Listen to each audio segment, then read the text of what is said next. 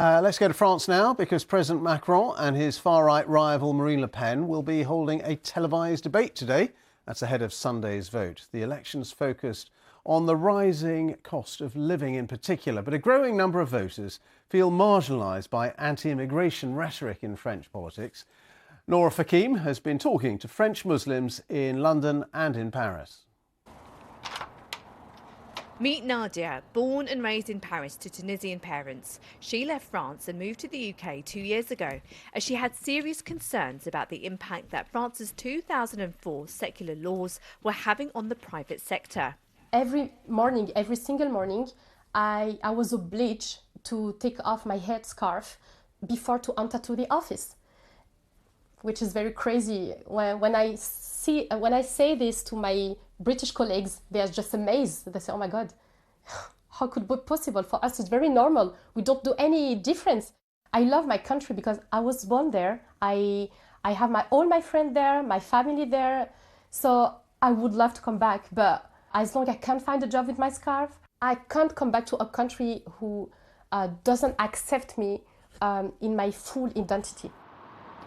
With such strong views, it's perhaps surprising that Islam isn't a major campaign issue ahead of the second round of the presidential elections. And with election fever underway, I make my journey to France.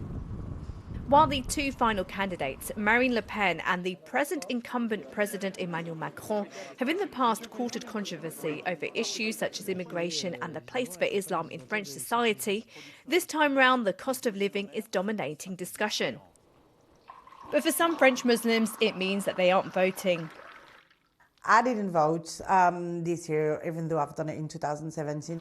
As a French Moroccan, I didn't recognize myself in any of the candidates this time.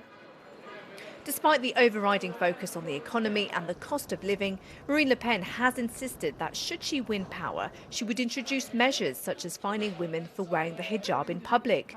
Meanwhile, in the past, Emmanuel Macron has said Islam was a religion in crisis, but he hasn't announced any plans as part of his election manifesto specific to the Muslim community.